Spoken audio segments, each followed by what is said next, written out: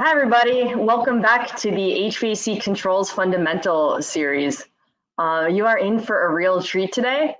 Over the next 30 minutes, you're going to learn about control specifications.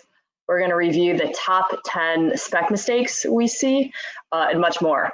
And control specs is always a super relevant topic. We're hoping the tips we give today are going to help supercharge your spec and as a result, see less change orders and help make your projects more successful. Before we get started, a few housekeeping items. First off, please ask questions in the questions window. Again, this is a 30-minute session, and Grant and myself will stay on for an additional 15 to 20 minutes afterwards and answer as many questions as we can. Secondly, you can access a PDF of today's presentation on the Handouts tab. And lastly, please follow Distech Controls on LinkedIn and Instagram. There you'll find all the latest news and product announcements. And in case we haven't had the pleasure of meeting before, my name is Stephanie Shahowski. I am the Regional Sales Manager for Distech Controls for Southern California. And across the country, and right next to me on the screen here, we have Grant Butler in New York City.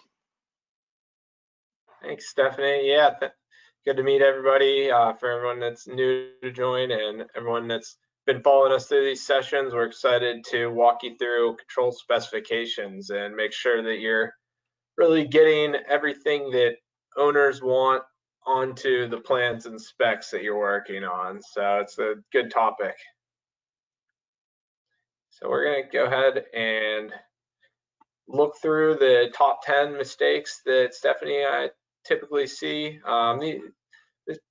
With spec mistakes, these are definitely things that may seem subtle to you. I've ran into a few of these mistakes myself whenever I first started writing specs, so it's a really good list to follow and keep track of. That way you're making sure that you're not running into any issues down the line, and everyone very clearly understands what your intentions are with the specifications.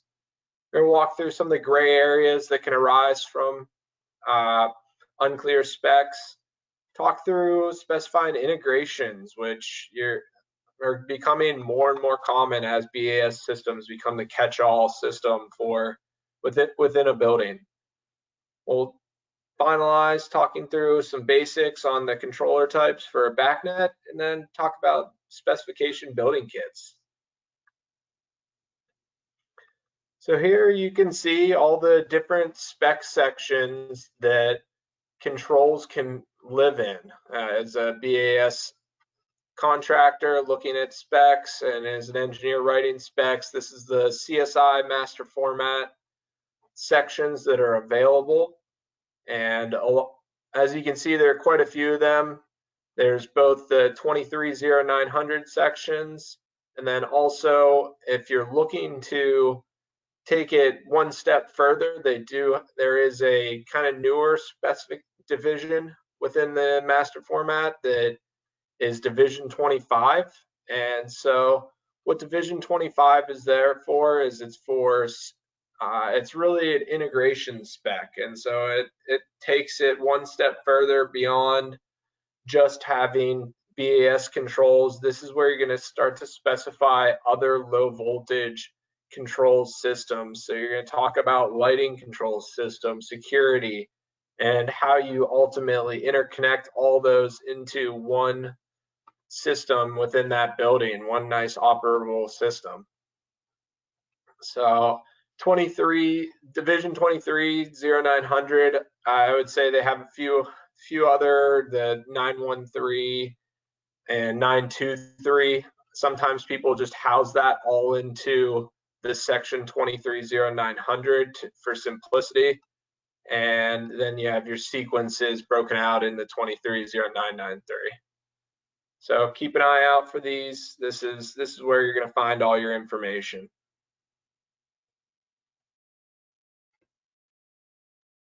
So let's move into the spec mistakes. So first on the top 10 list, these aren't necessarily in order of the worst to the best or anything like that. These are just 10 that we found to occur pretty often, and we want to make sure that you're aware of the repercussions of these spec mistakes. So one is not leaving enough time for a proper controls design. So usually what I see very often is controls is the last thing being worked on before the project ultimately goes out to bid. And you really got to watch out for that, because you can run out of time in terms of really coordinating all the different pieces together. Example is the most recent project I've been working on designing has a chilled water plant, hot water plant, various other systems involved. And to make sure that I have everything aligned correctly, I've been contacting the boiler manufacturer, contacting the chiller manufacturer, talking to the exhaust fan manufacturer, making sure that there isn't anything missing as I'm looking to control all those different pieces of equipment and devices.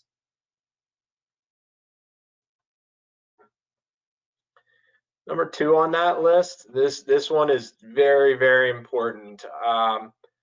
You're putting it in a control system that is going to most likely remain in that building for 10 plus years, sometimes all the way up to 20 years. Control systems are in a building.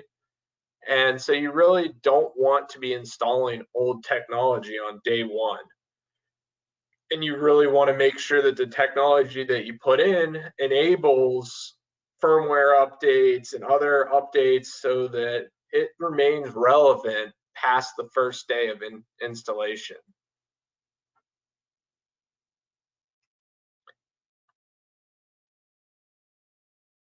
Number 3 on our list is referring to approved manufacturers and qualifications. So make sure that you do have a list of who's approved, who's not approved.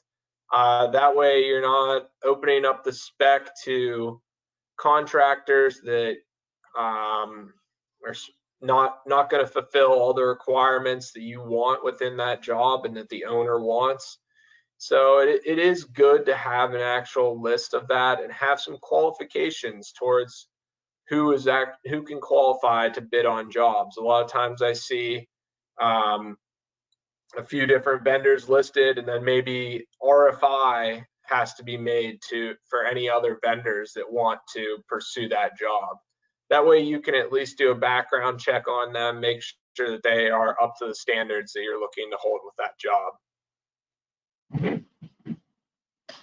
Yeah, and I'd say, on my end where I'm at in Southern California, I've had some consulting engineers put together a spreadsheet, just this very simple Excel sheet showing, different manufacturers, the different building automation contractors, to really kind of understand what products different companies represent and kind of where they're at in terms of how do they specify, an open system. What does that look like in terms of, support? Is it just one, a company representing one product, or is there, different options for the same product? And of course, that varies per geography. So definitely, if you guys don't have, if you're a consulting engineer and don't have anything, in writing, definitely a simple Excel sheet and understanding what manufacturers and what building automation contractors are out there can really help you kind of figure out what options you have.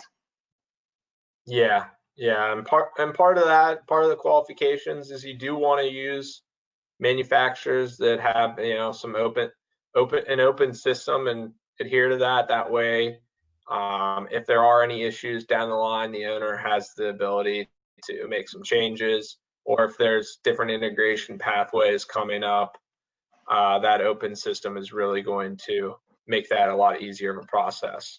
Mm-hmm. Yeah, and also including verbiage like making sure that it's a factory authorized, local building automation contractor, to ensure you don't get some, trunk slammer who buys product third party on eBay, and then, the product isn't going to be under warranty, things like that. So I like to encourage, some verbiage similar to, factory authorized, something like that, something to that nature. Mm-hmm. Yep.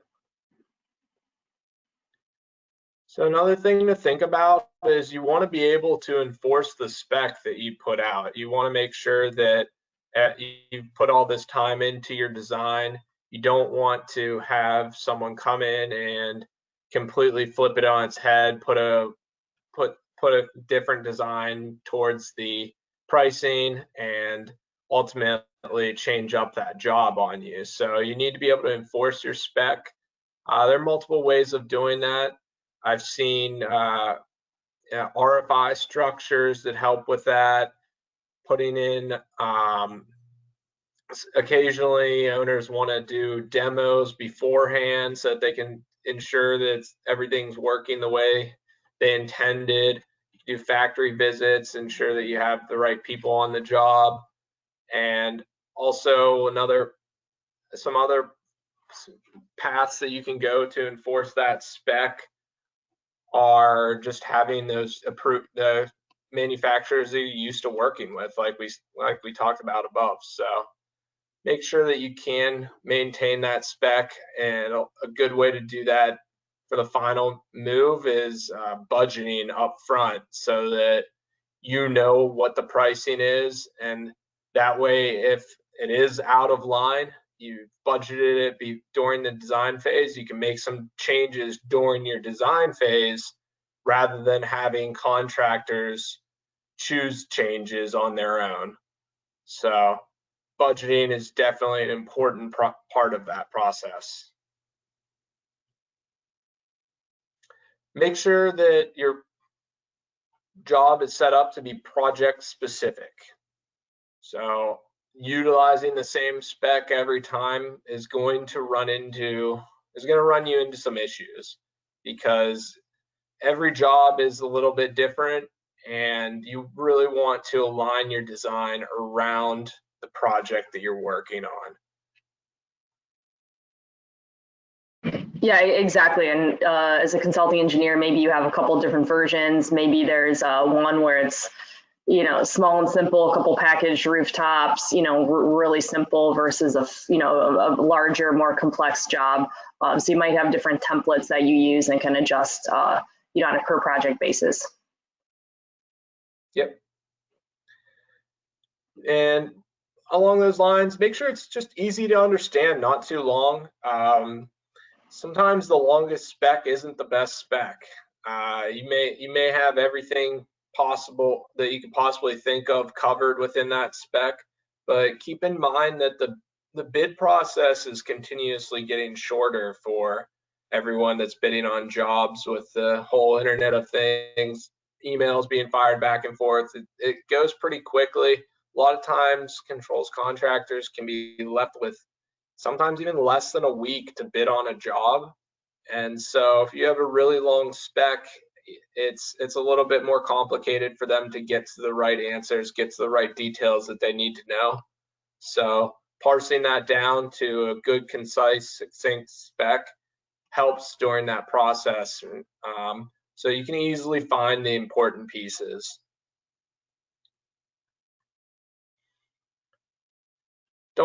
You really need to make sure that you detail those expensive items. We talked about the three main categories that go into a controls project. So your electrical installation, your controls labor, and then finally your controls materials. So keep those in mind as with your design. You want to make sure some of those expensive category things like your wiring are very clearly laid out. So power wiring is a pretty big add cost whenever a BAS contractor has to do a lot of different power wiring. What communication type are you using? Is it IP? Is it MSTP? And finally, the conduit that it's being run in. So based on the type of space, you want to make sure that it is, qualified that way, whether or not it's being run in EMT conduit, rigid galvanized steel for outside, or if it's above hung ceilings, is plenum rated allowed. So those are all important things for a BAS contractor to know. Towards the materials, I listed off just a few quick hitters on the high price materials. Your airflow measuring stations, BTU meters, and then another thing to think about is even on the computer hardware side, things such as a server. You definitely don't need to determine whether the specific job that you're talking about requires a server or not, because those can add up in other computer hardware components. It's important to define your warranties, training, balancing, and commissioning. Whether or not you have an exact time defined towards it, which is definitely, I'd say, preferred, or at least have a very good outline of what is going to go into each of those buckets.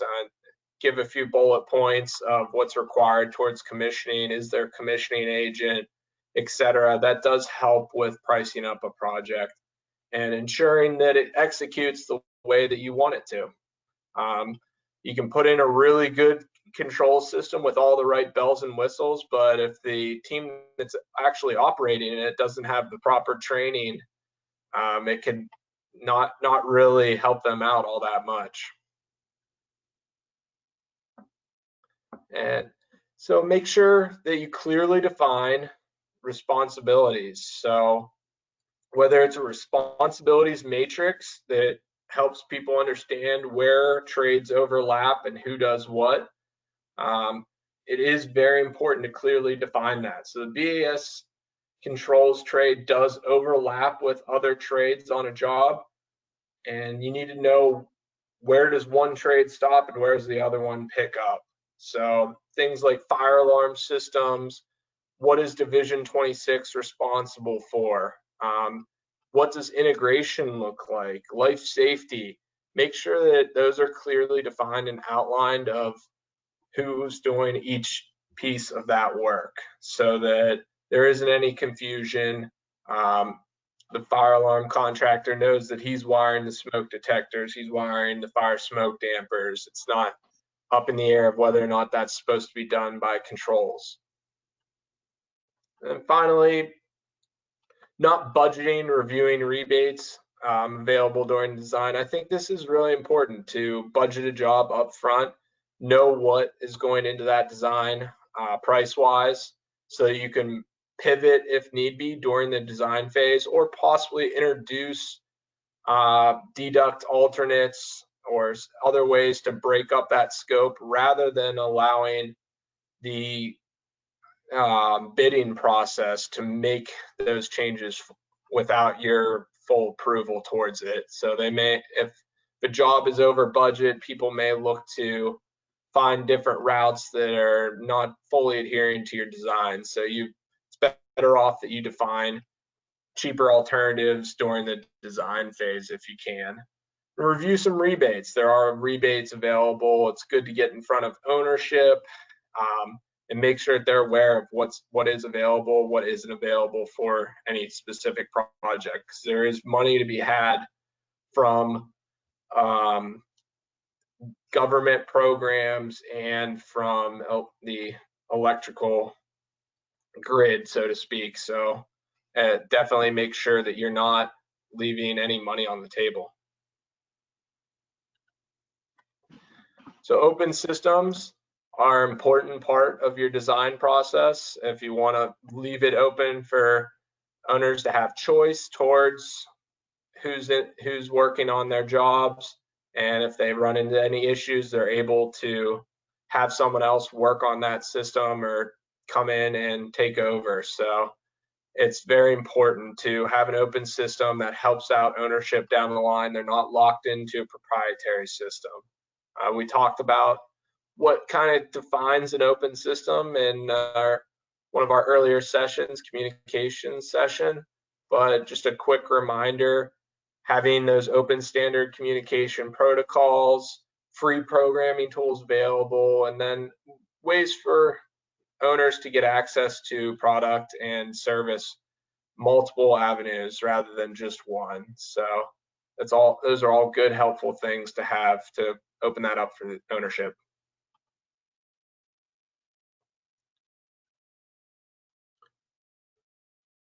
So now we want to look at making a spec not only good and clean for right now, but help out as that building continues to age over the years. So making sure you have specifications in place that allow the building automation system to continue to adapt and be reliable for its whole lifespan that it's in that building is really important. So you want to have a BAS system that has available firmware updates to continue to expand, but also has the right qualities hardware-wise in place right from the beginning. We talked about BACnet IP versus MSTP. I think that's really important. BACnet IP technology can be utilized in the right ways to really open up the doors to a lot of different things in terms of future ready ideas and also good security and speed within your building. So feel like you had something you want to add there, Stephanie? Yeah, so I'll just make the assumption many of you joined us for the last session on MSTP versus IP, in which we described a lot of the pros and cons. But yeah, many of the pros, for going with IP product are not only performance, but also enhanced security, which is, I've had experience in one end user who doesn't care about security. So really, if you are a consulting engineer, now's, a great time to review your spec, make sure it is up to date.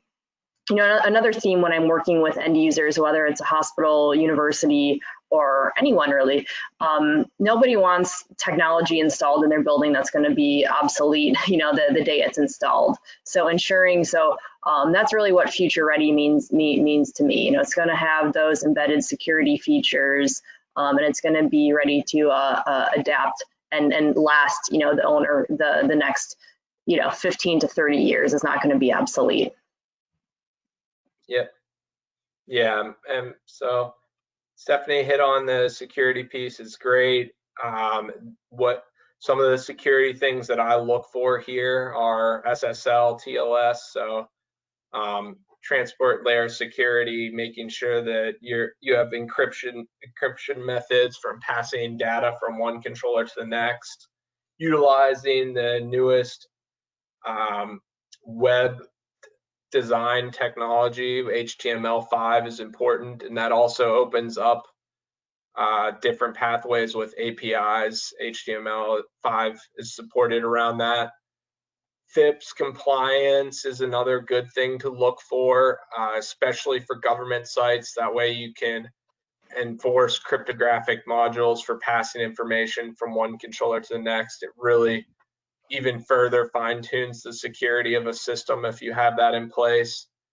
And then Radius is a way of opening up login simplicity across your entire BAS system in a very secure fashion. So all those are important to have. And then towards the IoT side of things, you really need to keep in mind that BAS systems, they're no longer just a system for the chief engineer at a site. They're being utilized by a lot more people, whether that's owners directly want to know the energy usage data, etc.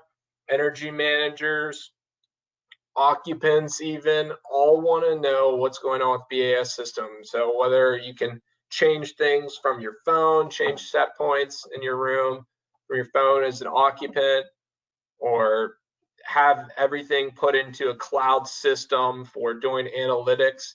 These are all different technologies that you want to be able to move towards. Even if you don't install them day one, you want to have a product line that does have the support for that, so that if a few years down the line you want to make those updates, you already have the infrastructure in place, the hardware that can make those changes. Mm-hmm. And if you didn't catch all of that, or might need a refresher, please reach out to your Distech rep or your local controls rep in your area, who can really help you understand what these things mean, why they're important, and that'll just help you be able to enforce your spec. So definitely encourage asking for help, when you need it, and it'll only make our industry and your project better. Yep. So defining responsibilities is really helpful for everyone on a job. And so what I've shown here is on the left, it's just giving you a quick look at defining out some responsibilities for trades that interact with the BAS trade. So mechanical contractor putting in place certain pieces, putting in place the valves, installing airflow measuring stations, etc. And then also what the electrical and fire alarm contractor are responsible for. So walking through that process, make sure that they know where panels are located if they're going to be powering panels.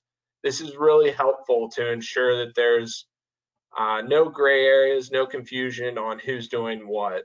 Another good way to do that is with flow diagrams. So control flow diagrams, which you can put right on your mechanical plans. These can be really helpful for defining wiring responsibilities.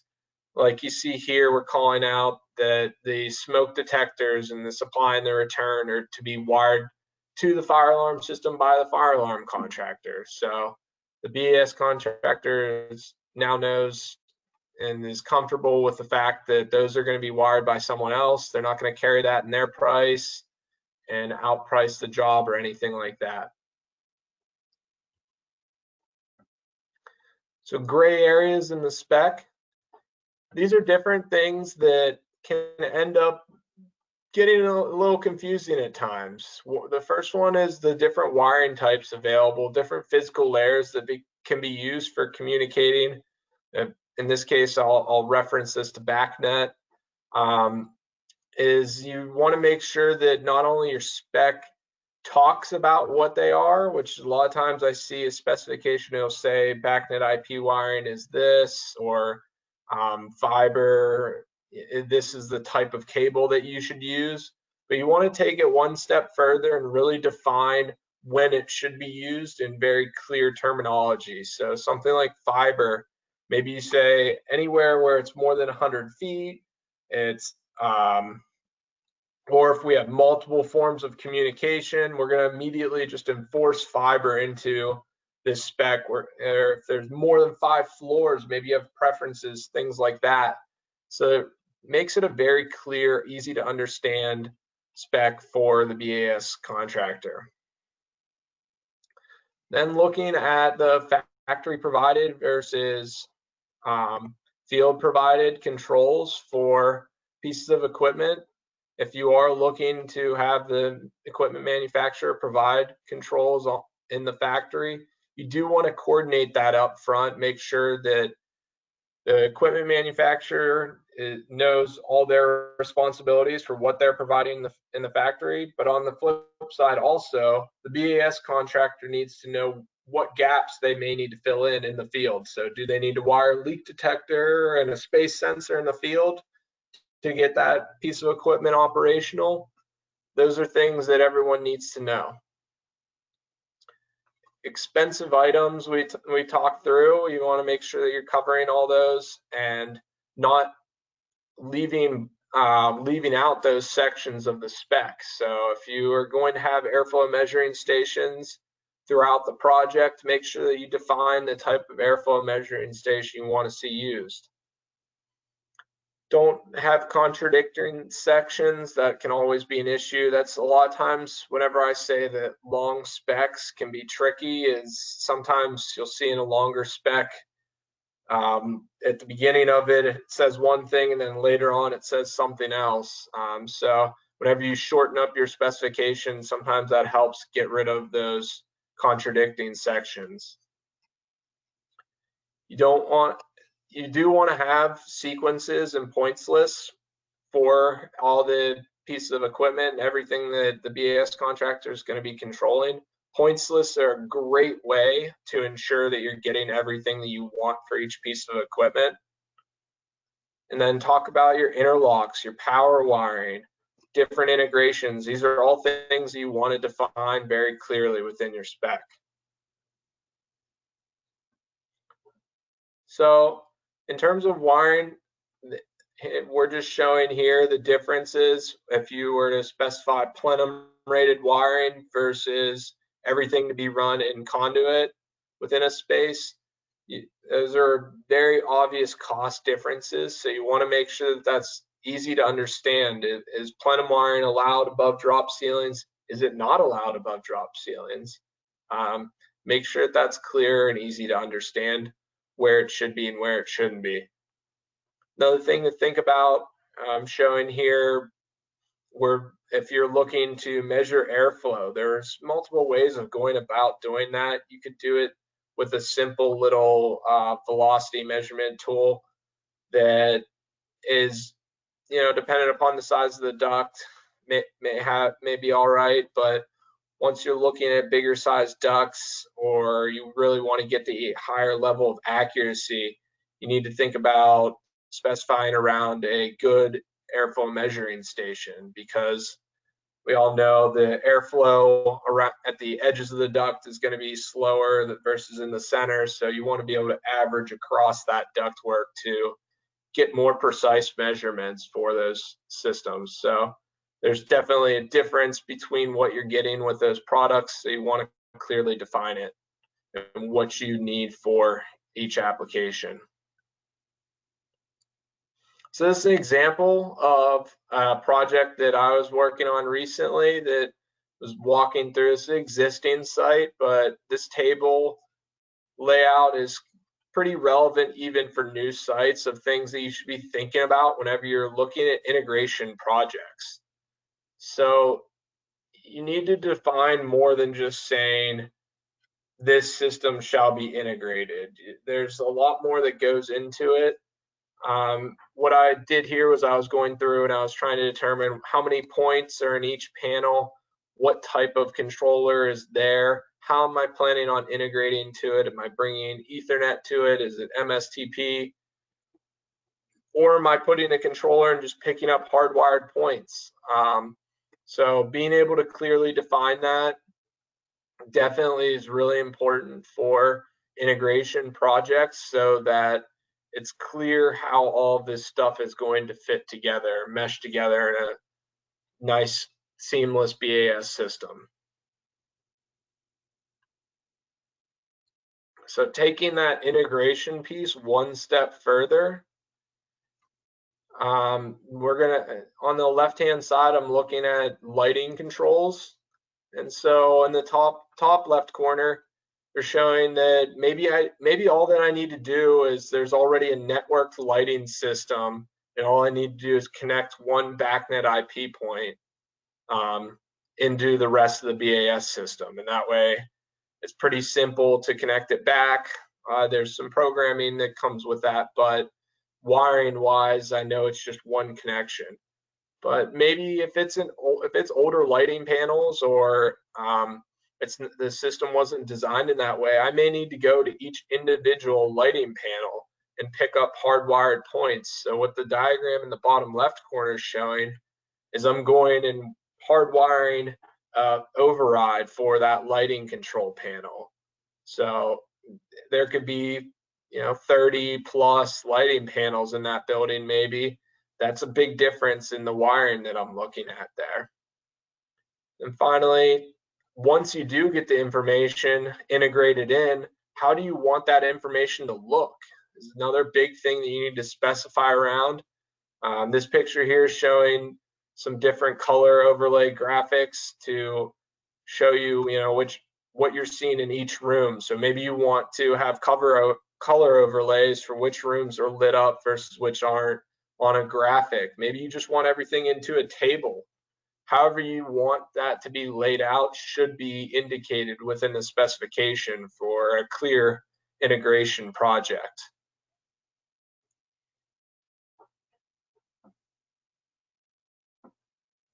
So looking at the BACnet Basics.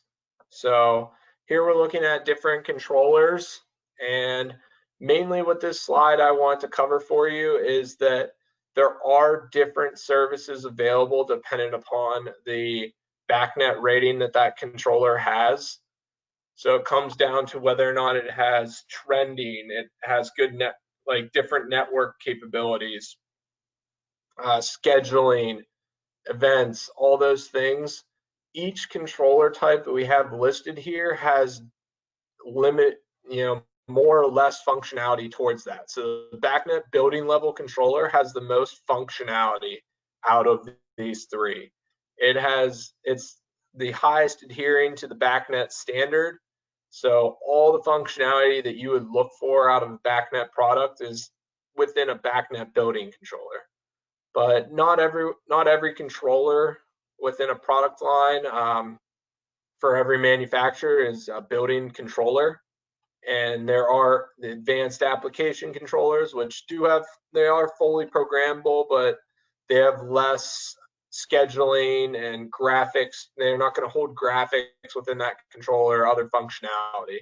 And finally, application specific has even less functionality. It's mainly just meant for, if I have a fan coil, I use this controller. The IO points are pretty specific on those controllers as well, so you may not be able to wire in a different IO device than what that controller is set up around. Yeah, just a little more on this. So typically the JACE, the building controller, the DISTEC name for that is the EC Boss. That's always listed as a BACnet building controller, a BBC. Fun fact, all of our BACnet IP Eclipse controllers, even down to the field level controllers, so the VA box controller, the heat pump, all those controllers are also listed as BACnet building controllers. So they have much of that higher level functionality that typically is exclusively reserved for that building controller. So a lot of additional feature sets there, which make it very, very robust. Even some built-in web server, hosting graphics, and so forth. Yep.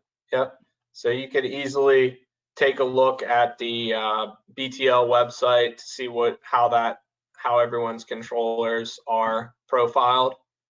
And I would say the more BACnet building level controllers you have, it gives you more functionality throughout the entire extent of that control system. So like Stephanie said, graphics, scheduling, all housed directly at individual controllers is the way you want to go. And now looking at specification building kits. So this final little piece we're just talking through, there are tools available for you to build specifications, and they're going to stay the most up to date with product lines and codes, etc. So using a building tool can be a helpful way to build out your specifications if you're not as familiar with writing control specs. This is one way that you can do it. We have the Spec.Build Tool as DISTEC specific. There are other specification building kits out there, but overall that will help you build out a specification that is relevant, encompasses the most recent data on the controllers and technology. Yeah, and this is super easy to use. Definitely encourage you to check it out if you're a consulting engineer or one of our DISTEC systems integrators. Again, very, very easy to use. Can crunch out a spec in only a few minutes. However, the caveat would encourage you to at least read the spec and understand what's in it before you throw it out there to the world to bid on. Yeah. So the final thing, I just threw this slide in for helping out everybody. I know that this session was specific towards specifications, but here's a just brief little outline that I use towards writing sequences that I find pretty helpful to ensure that I'm getting a fully set up system. So it's not only just the sequences, but I'm making sure that I define set points, talk about the different wiring pieces that go into it, what's being integrated, what are hardwire interlocks, what are all the DDC points, and if there's any power wiring. That's all really helpful information to have easy to read through and accessible within that 230993 section. So with that, this is the final piece of our presentation. Thanks everybody for joining and being part of this. For those that can stick around, we're going to open it up to some of the questions. Yes, thank everybody. We will be presenting on Tuesday, and that is on building automation security. And we are going to have one of our Salesforce engineers joining us as well. So you guys will all get to meet a third Distech employee. But yeah, let's go into some of these questions. If you got to run, thanks for joining us. Okay, this question looks like it's from a building automation contractor. What if my controller or parts are not specified, but I see the words approved equal? Can I still bid my controller and parts? Yeah, so approved equal does mean that if you have a project that you're looking at, as long as you can still conform to the statements about those product lines, then you are approved equal, so to speak. So I would say you do need to still read that spec very clearly, make sure that everything that it's asking for your controllers can do, you're providing the same control devices that it's listing, etc. And if there are any specific qualifications towards contracting, like the contractor specific, make sure that your company adheres to that. Then in those cases, you could be approved equal, so to speak, for that job. Mm-hmm. All right, another good question here, good answer. Another good question here is, what is the difference between a performance spec and a standard control spec? So performance-based specs, I'm assuming you're referring to like an energy-related performance spec. There are different options kind of available, but with what I've seen is certain specifications are written in a way to ensure that they can pretty much meet M&V, measurement and verification standards for a job. If they're trying to have a very detailed and energy related job, there's certain things that they may put into that spec that are different than your typical BAS job.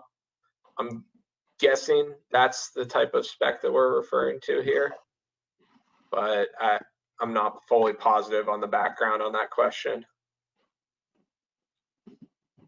All right, I thought it was a good answer. Let's see. Okay, so here's a good question. Wouldn't running Cat5 throughout a facility potentially open up points of access to the IT infrastructure that MSTP would not? Many DDC companies do not have someone on their staff that is IT security savvy. Does the Distech IP product come pre-configured with some type of IT security enabled, and is its configuration easy to use? Yeah, so that is something that is definitely a learning curve. Whenever you upgrade from what maybe if you're used to using BACnet MSTP products, there's a little bit of a learning curve to transition to IP products. I won't hide that as a fact of the matter. But once you do start to align around that, you're gonna see that it is easier. You'll start to feel it being easier to work with. There are a lot of enhanced functionalities that you get through an IP product line, and then also in terms of the security side of things, there's a lot built in directly to help you out with the security. But any roadblocks or issues that you're running into, I advise that definitely before your first IP project, you contact your local Distech RSM and some of our experts, so we can ensure that you're covering everything that you need to make sure that you have the security in place and you have all those pieces covered. So if you contact us, we're definitely more than happy to help out, ensure that system aligns with what you need. Mm-hmm. Yeah, and I would add, I mean, like changing to any any change, might take a little longer to implement maybe on your first IP job or your second IP job, but really this is the way the industry is going. So you probably can only, bury your head in the sand for so long. So I would say definitely, exposing, your staff to the IP product, and it is pretty easy to use. So assuming you are a Distech integrator, your sales manager or sales support engineer can really help make that process a lot easier, do some training, walk you through it. And if you're a consulting engineer and want to know more, same thing, you can reach out to your local Distech rep. If you're not sure who that is, just go to our website. It's distech-controls.com, go to resources and click on consulting engineer, and you can ask questions and be routed to the specific person. Yep.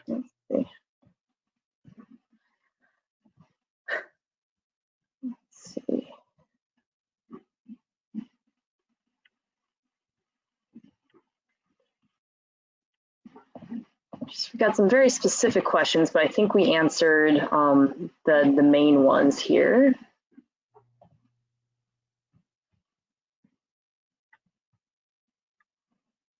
All right, let's take one last question here. When you're writing a spec, who are all of the project stakeholders I should coordinate my scope of work with? Yeah, so that's a great point. It starts with the owner. You want to make sure that you're encompassing what they're looking for with that building. It is helpful at times if you're looking to design something that maybe is a little bit out of your realm of understanding. If you want to bring one of your controls vendors with you to talk through some of the advantages and pros and cons of the system, that can be helpful. I've done that a few times with some of my engineering contacts, gotten in front of owners to talk through it.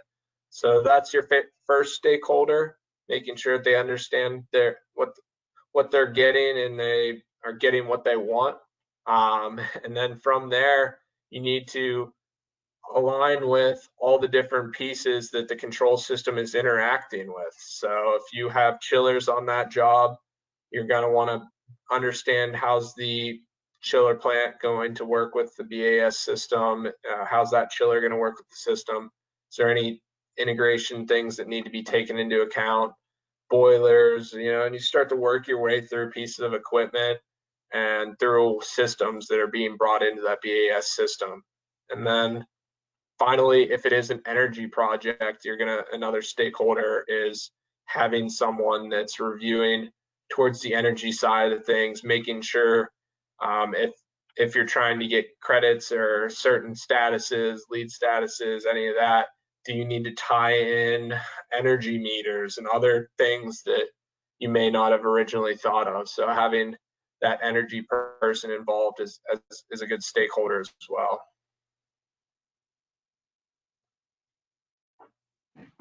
Awesome. Well, I think that's a wrap. You guys have been great. Great questions. And we'll see you back next week. So on Tuesday is our 5th session. It is on control software and security. Again, Grant, myself, and one of our sales support engineers, Charlie, is going to be on. So feel free to register, and hope to see you guys Tuesday. It's going to be, I don't know, might be our best session yet. What do you think, Grant? All these are pretty good though. Better. Yep. All right. Thank you guys. Have a great day. Reach out with any questions. Thank you. Thanks. See you guys.